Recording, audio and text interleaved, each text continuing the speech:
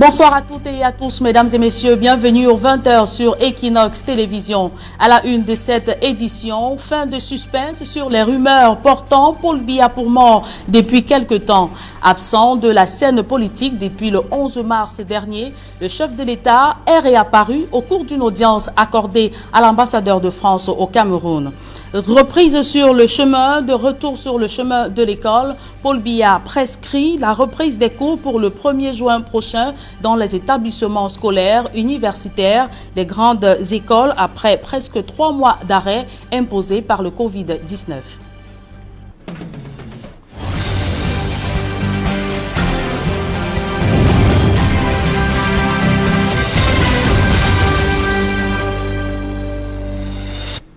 Une fois de plus, bonsoir à toutes et à tous, mesdames et messieurs. Bienvenue aux 20h sur Equinox Télévision. Absent de la scène depuis le 11 mars dernier, le président de la République donne signe de vie après de multiples rumeurs le donnant pour mort.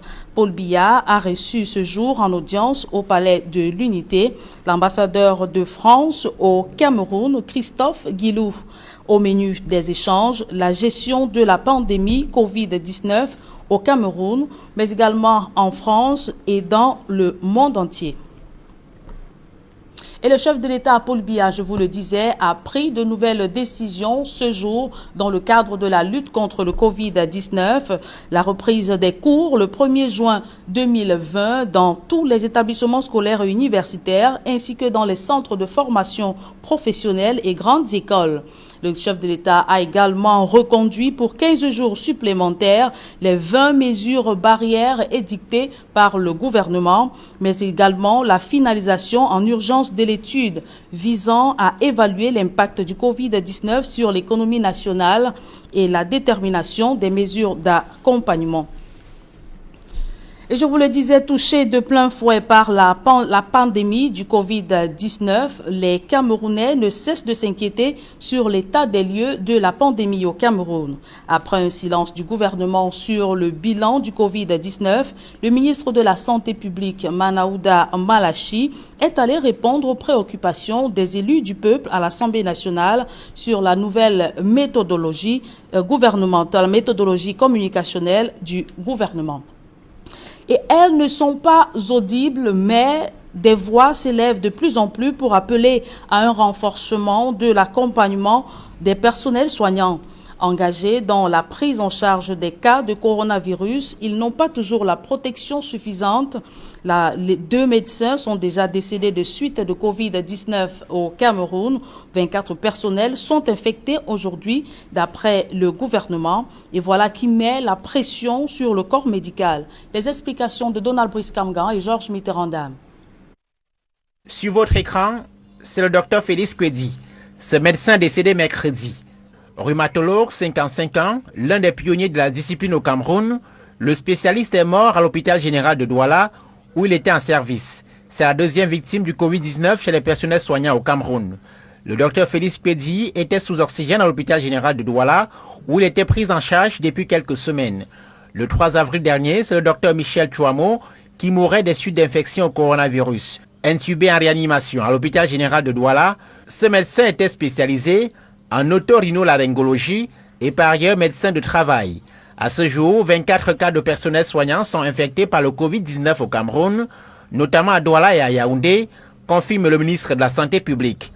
Les récents décès ont relancé chez les personnels soignants la question de leur protection dans le traitement des malades de Covid.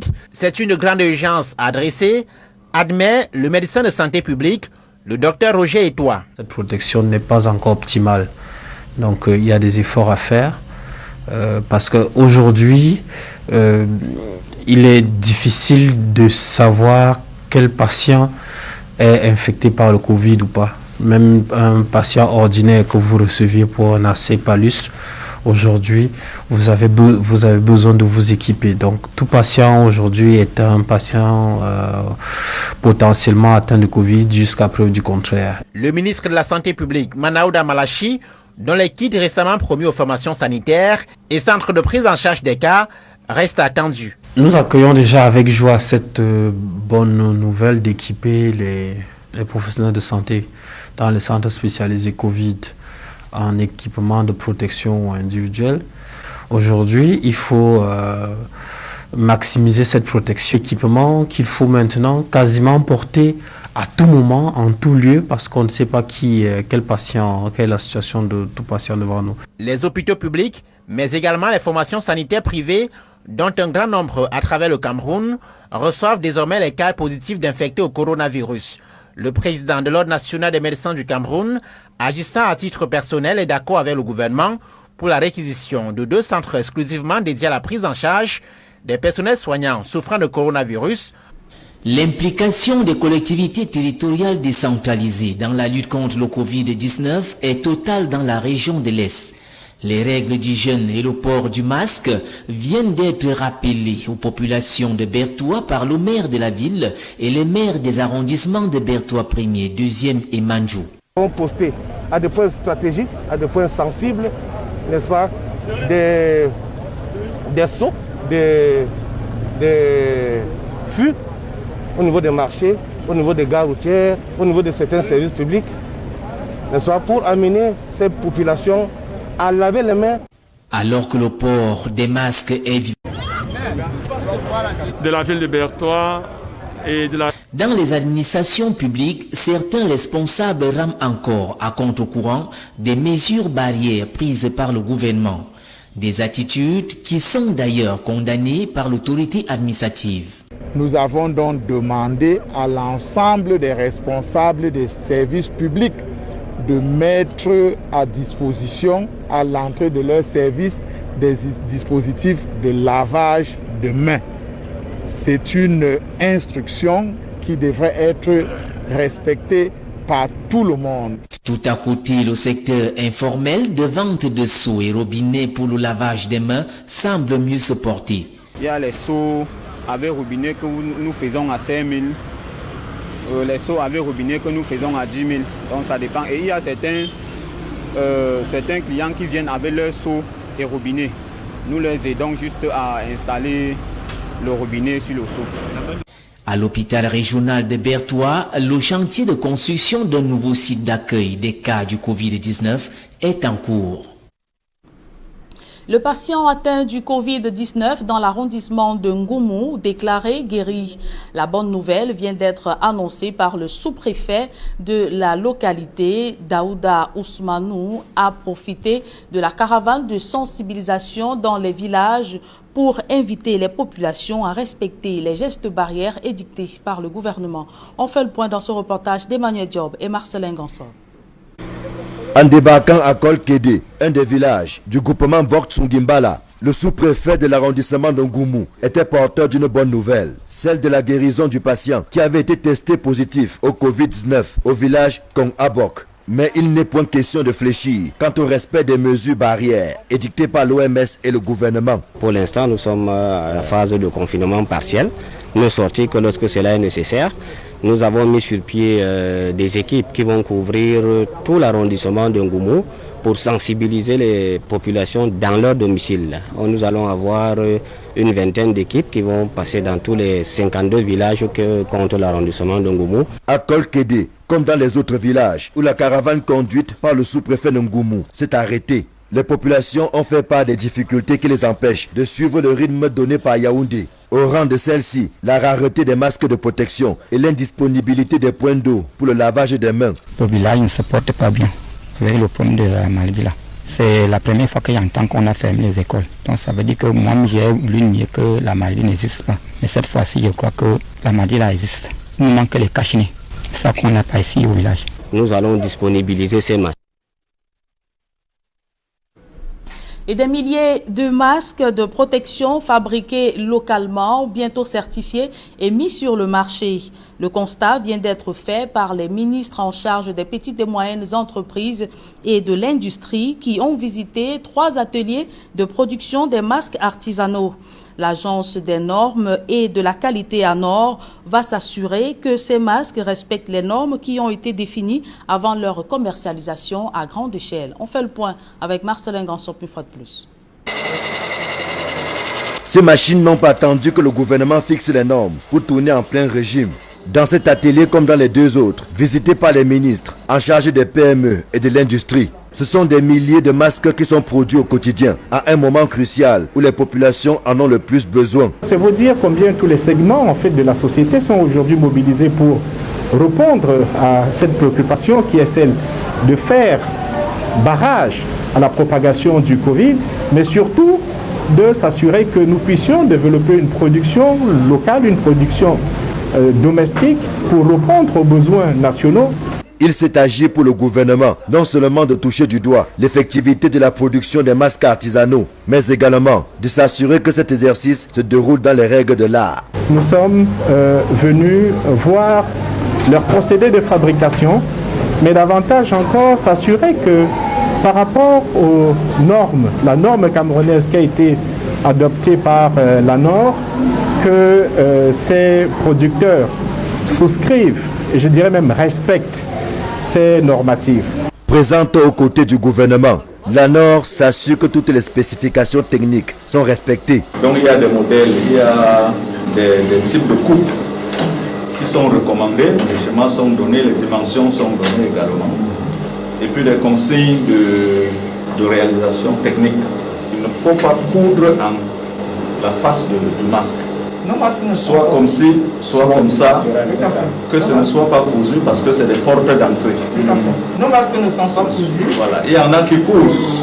C'est vrai, certains avaient commencé, ils n'étaient pas au courant, mais ils sont engagés, ils seront engagés à travers tous les mécanismes qui seront mis en place par la communication, la sensibilisation, pour que chacun respecte les normes qui sont prescrites, pour qu'après, on puisse procéder à l'évaluation de la conformité des masques qui seront vendus aux populations. Depuis le 13 avril dernier, le port du masque est obligatoire au Cameroun. La question de sa disponibilité et de son accessibilité s'est toujours posée avec acuité. Un début de réponse est apporté au plan local. Reste à résoudre l'épineuse équation de la disponibilité de la matière première locale, à savoir le tissu. Le gouvernement entend mettre la SICAM à contribution pour résoudre le problème. Les opérateurs économiques de la ville de Loum dans le département du Mungo sont au bord de la faillite. Avec les nouvelles mesures de restriction prises dans le cadre de la lutte contre le Covid-19, ils ont du mal à faire un chiffre d'affaires comme c'était le cas dans le passé avant cette crise sanitaire. Ils implorent les pouvoirs publics à prendre urgemment des mesures d'accompagnement pour préserver leurs activités. Gladys Sidier, Jacqueline Omolo. Le coronavirus tue les activités à Loum, dans le département du Mungo. Tout tourne au ralenti, l'économie est paralysée. Les commerçants ont dû changer leurs habitudes commerciales afin de s'arrimer aux mesures restrictives prises par le gouvernement contre la propagation du coronavirus. Depuis 12 heures que je suis au Carrefour, je n'ai pas fini le poisson. Mais voilà, j'embarque pour rentrer parce qu'il est 18 heures. Si vraiment on pouvait aider à notre prix ici, là, qu'on voit au moins ce qu'on peut faire. Déclaration du mois avec quoi? Au sujet des débits de boissons, l'on se souvient que le gouverneur du littoral avait interdit le 2 avril dans un communiqué avant 18 heures. Seulement, dans le département du Mungo, cette seconde mesure est loin d'être appliquée. C'est même plus que le confinement total. Parce que avant même que la note du Premier ministre qui est sorti qu'on devait fermer à 18h, c'est encore favorable pour nous parce qu'en ce moment, on peut venir au moins avant même un peu pour en journée, oui, jusqu'à 17h30 on fermait. Et la seconde mesure, contenue dans le communiqué du préfet. Alors, il s'est trouvé que un message qui serait signé du préfet du Vouri signalait que le gouverneur aurait déjà rapporté cet arrêté d'interdiction. Nous avons eu à faire référence à nos autorités hiérarchiques directes. Au niveau du cabinet du gouverneur, il nous a été dit avec insistance que le gouverneur n'a jamais signé un acte contraire. Pour être clair, il n'y a pas en dehors de l'arrêté du gouverneur pour la situation parce que nous entendons régulièrement nos populations nous opposer cette correspondance en disant.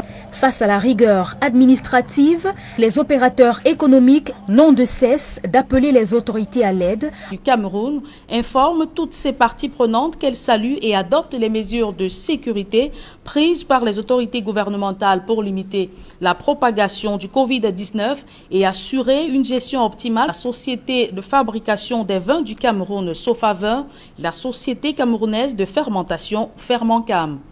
En tant qu'industrie responsable et citoyenne, la santé de nos collaborateurs, de nos clients, de nos consommateurs et de tous nos partenaires en général est notre priorité. Les entreprises de la CAPA sont des partenaires incontournables de l'État dans le cadre du développement du pays, notamment dans plusieurs domaines, et elles ont distribution des boissons dans le strict respect des consignes et règles adoptées par l'État du Cameroun pour le bien-être des populations et de manière pratique afin de répondre au mieux à l'urgence économique et dans le respect des règles de prévention prises par les pouvoirs publics. Les entreprises de CAPA recommandent à leur clientèle de respecter toutes les mesures prises par les autorités administratives compétentes et de veiller à l'application des gestes barrières et consignes de distance entre les clients aérienne, terrestre et maritime jusqu'à l'adoption d'un plan de contingence d'un montant de 15 milliards de francs CFA destiné à l'acquisition des équipements de prise en charge des patients atteints du Covid-19. Farel Bounia, Isabelle Carole Zoupet. Alors que le Tchad n'enregistre qu'une vingtaine de cas confirmés positifs de Covid-19, le président tchadien Idriss Déby annonce une série de mesures pour barrer la voie à cette pandémie qui semble gagner du terrain dans son pays. Sur le plan, le stock national de la sécurité alimentaire. J'instruis les ministères compétents à l'effet de mettre en place au plus vite un fonds national de solidarité et de soutien aux populations vulnérables permettant d'élargir et de renforcer les filets sociaux sur l'ensemble du territoire. Ce fonds de solidarité s'engage à la prise en charge de la consommation d'eau et d'électricité. Le volet économique n'est pas en reste. Idriss Déby vole au secours des acteurs économiques durement éprouvés durant cette crise. J'instruis le gouvernement de réduire de 50% la contribution au titre de la patente en matière de fisc et toutes les vérifications générales de comptabilité. À présent, cette énième passe d'armes entre le leader du mouvement pour la renaissance du Cameroun et le secrétaire national à la communication du RDPC. Jacques Famdongo, le professeur Jacques Famdongo, dans une sortie, qualifie de politique de fiction l'initiative de Maurice Kamto d'avoir écrit au président de l'Assemblée nationale de saisir le Conseil constitutionnel pour constater la vacance à la présidence de la République. Nous verrons, on fait le point de cette partie de ping-pong entre les deux agrégés du RDPC et le MRC dans ce reportage de Jean-Paul Chouyat. Dans sa correspondance adressée au président de l'Assemblée nationale en date du 15 avril courant, le leader du mouvement pour la renaissance du Cameroun, Maurice Kamto, demande à l'honorable Kava Yegué Djibril de saisir le Conseil constitutionnel pour constater la vacance du pouvoir à la tête de l'État. Et pour reprendre les propos du candidat, arrivé officiellement deuxième à la présidentielle de 2018, le Cameroun est dans une situation politique inédite, caractérisée par une absence prolongée et inexpliquée de Paul Biya, le chef de l'État en fonction. Par cette interpellation, Maurice Kamto affirme avoir pris ses responsabilités et de ce fait suggère au président Kava Yegué Djibril et le bureau de l'Auguste Chambre de prendre les leurs en toute âme et conscience devant l'histoire. La loi camerounaise donnant plein pouvoir à l'homme fort du palais des Verts de Ngouaikele d'enclencher la procédure de constat de la vacance du pouvoir à la présidence de la République. À peine Maurice Kamto a-t-il rangé son stylo à billes, attendant la réponse de la troisième personnalité du pays, le comité central du RDPC passe à l'offensive. Dans une réplique du tic au tac, son secrétaire national à la communication, Jacques Famdongo, balaie d'un revers de la main les préoccupations du mouvement pour la renaissance du Cameroun sur une probable vacance du pouvoir à la tête du pays. Le haut cadre du parti au pouvoir qualifie de politique fiction l'initiative de Maurice Kamto, précisant en gros caractère qu'il n'y a aucune vacance de pouvoir à la présidence de la République du Cameroun. Poursuivant son raisonnement, Le père des ordinateurs chinois écrit en noir sur blanc que la démarche de Maurice Kamto est nulle et de nul effet auprès de la chambre basse du Parlement camerounais. De ce fait, Jacques Famundongo invoque l'article 81 alinéa 1 du règlement intérieur de l'Assemblée nationale qui dispose que seuls les députés doivent adresser toute pétition au patron du perchoir. Et par conséquent, martèle Jacques Famundongo, aucun citoyen ordinaire n'a le droit de saisir Kava Ege Djibril ou le bureau de l'Assemblée nationale. C'est un acte impératif, exclusif, conclut-il. Sur le fond de la pétition de Maurice Kamto, concernant la vacance du pouvoir, le secrétaire national à la communication du RDPC rappelle qu'une hypothèse de décès, démission ou empêchement n'est nulle part avérée, comme le prévoit l'article 6, alinéa 4 de la Constitution du Cameroun. La démarche du président du MRC est donc sans fondement juridique, conclut Jacques Famundongo, membre du bureau politique du RDPC. C'est donc une énième passe d'armes, ainsi déclenchée entre les deux agrégés des universités et militants de deux formations, toujours opposés sur la scène politique camerounaise. À présent, des publi-reportages dans ce journal. La compagnie industrielle pharmaceutique Saint-Pharm, plus que jamais utile dans la production des médicaments par ces temps où le coronavirus menace d'exterminer la population mondiale. Cette unité industrielle est capable de produire 1 milliard de comprimés, 150 millions de gélules, 10 millions de solutés massifs et 6 millions de flacons secs. Reportage. Créée en 2007, la compagnie industrielle pharmaceutique Saint-Pharm, filiale du groupe Cadiz Invest, est spécialisée dans la fabrication et la distribution des produits pharmaceutiques. Elle naît de la volonté de son promoteur de faciliter l'accès aux médicaments urgents et de première nécessité au Cameroun en particulier et dans toute la sous-région Afrique centrale en général. Selon l'Organisation mondiale de la santé, il apparaît qu'un tiers de la population mondiale n'a pas accès aux médicaments essentiels. Cette proportion dépasse les 50% dans les régions les plus pauvres d'Afrique et d'Asie. Et pourtant, la plupart des maladies qui se vivent dans nos pays sont connues, tout comme les médicaments pour les traiter. La difficulté majeure demeure l'accès à ces médicaments en raison de plusieurs contraintes. Grâce à ses équipements de pointe, à la compétence de ses collaborateurs, à la variété de son offre thérapeutique, Saint-Pharm émerge comme l'un des acteurs majeurs de l'industrie pharmaceutique moderne sur le continent africain, fortement outillé pour relever les défis actuels en matière de santé publique. Il ne reste plus qu'à souhaiter que ce fleuron technologique devienne le symbole de l'indépendance, de la sécurité et de la souveraineté du gouvernement camerounais, voire de l'ensemble des États de la sous-région en matière de santé publique et de politique de médicaments. Son statut dépasse le cadre du simple fabricant de médicaments génériques. C'est aussi une plateforme ouverte à des partenariats avec des laboratoires internationaux désirant fabriquer des médicaments sous licence. À sa création, Saint-Pharm a expérimenté un partenariat financier avec la coopération allemande, la Banque de développement DEC, puis avec une célèbre compagnie pharmaceutique indienne, le laboratoire Cipla. Un partenariat technique et depuis 2017, la coopération technique se poursuit avec les laboratoires tunisiens Teriac. Avec une usine d'une capacité de production d'1 milliard de comprimés, 150 millions de gélules, 10 millions de flacons liquides, 6 millions de flacons secs, 10 millions de flacons de solutés massifs. Saint-Pharm apparaît aujourd'hui comme le chaînon manquant à notre indépendance sanitaire. Face aux différentes pandémies, et singulièrement à la crise sans équivalent du Covid-19, plus qu'un outil industriel, Saint-Pharm est pour nos gouvernants le consortium industriel et pharmaceutique qui nous permettra de bâtir notre autonomie sanitaire et de faire face. Je vois un outil à la fois de santé publique et un outil économique qui va renforcer le pouvoir de la santé et un outil créateur d'emplois. Doté de 3 unités de production distinctes, la formulation générique, les antibiotiques, bêta-lactamine, les solutés massifs.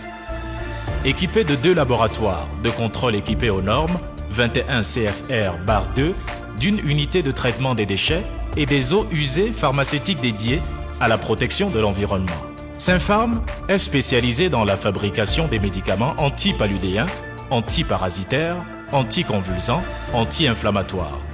Fort de ses atouts industriels, Saint-Pharm est une usine de référence respectant les normes OMS dans le processus de fabrication des médicaments en Afrique subsaharienne.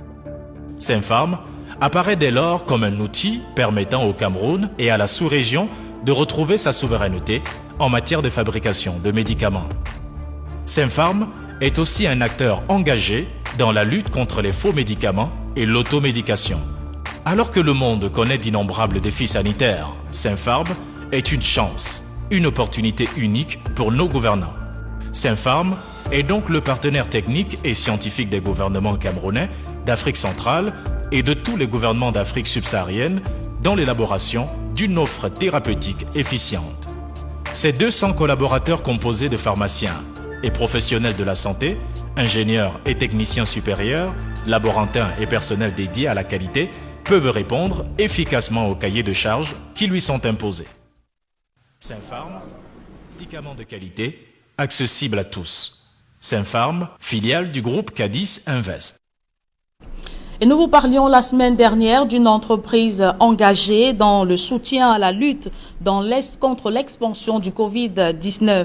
L'Union camerounaise des brasseries UCB continue son œuvre en augmentant les moyens mis à disposition et surtout l'échelle géographique de couverture en faveur des zones où le stress hydrique est plus élevé qu'ailleurs. Reportage. En phase avec l'implémentation des mesures d'hygiène prescrites par le gouvernement et désireuse d'apporter son support aux populations, l'Union camerounaise de brasserie UCB a entrepris de distribuer de l'eau potable aux populations de différents quartiers de la ville de Douala, et ce de manière quotidienne. Depuis plusieurs jours, 4 citernes d'une contenance chacune de 26 000 litres d'eau sillonnent les artères des zones de la ville de Douala où l'accès à l'eau est difficile, pour distribuer ce précieux liquide qui non seulement aidera les habitants à avoir une eau potable pour lutter contre les maladies hydriques, mais surtout à se laver les mains régulièrement avec du savon, qui est l'une des mesures phares des précautions contre le Covid-19. Cette initiative est très bien accueillie par les populations qui, par la voix de leurs représentants, remercient l'Union camerounaise de brasserie. La société UCB nous prouve une fois de plus que c'est une société citoyenne. L'eau, c'est la vie. Et la société UCB est en train de nous prouver que l'eau, c'est la vie. Comme la société est venue nous ravitailler, ça va beaucoup servir à laver les mains, comme on est en train de le dire, et à la cuisson, même se baigner. Merci de cet acte que vous posez à l'endroit de ces populations démunies. Parce que cette action concourt directement à la politique gouvernementale. À chaque fois que les camions citernes s'installent, les populations accourent avec un engouement particulier. Preuve que l'eau potable est une denrée rare et que le besoin est énorme dans la ville de Douala, comme partout ailleurs. L'eau est une denrée rare qui coûte cher. Et surtout ici, là, aux environs, où il y a des marais, il n'y a pas d'eau potable. Nous remercions ainsi l'Union camerounaise de brasserie pour leur initiative. C'est une très bonne initiative, surtout par cette période d'insécurité sanitaire. J'ai apprécié cette manière que l'Union camerounaise de brasserie contribue à la lutte contre cette pandémie. Cette eau-là nous sert même à laver les mains, à faire les ménages et à se laver même et boire même avec appétit. À travers cette action citoyenne, UCB entend jouer sa partition pour le respect des mesures gouvernementales visant à barrer la voie à la propagation du Covid-19 sur le sol camerounais. UCB, comme entendu dans ces zones, renforce son statut d'entreprise citoyenne au service des Camerounais. Mesdames et messieurs, c'est avec ce public reportage que nous parlons de la scène politique depuis le 11 mars dernier. Le chef de l'État... Oui, c'est donc comme une sorte de réponse du président national du RDPC, président de la République du Cameroun, au président national du MRC. Il y a eu bien évidemment une réaction de Jacques Famdongo. Il faut dire du Val-Fangwa que le professeur Jarfam Dongo est à l'affût des déclarations du professeur Maurice Kamto. Comme dans un amphithéâtre, c'est quasiment à un jeu de questions-réponses que l'opinion publique a droit depuis quelques semaines. Et à la question du professeur Maurice Kamto de savoir où est passé le chef de l'État Paul Biya, le professeur Jarfam Dongo répond que le chef de l'État Paul Biya est bel et bien vivant. Donc cette procédure ou cette correspondance adressée au président de l'Assemblée nationale n'a pas lieu d'être. Du Val-Fangwa. Merci Julienne Berthe Bissaye. Bonne soirée, madame. Je vous souhaite également une très bonne soirée du Val-Fangwa. Mesdames, Messieurs, dans un court instant, c'est la deuxième partie de cette émission d'Equinox ce soir, le débrief.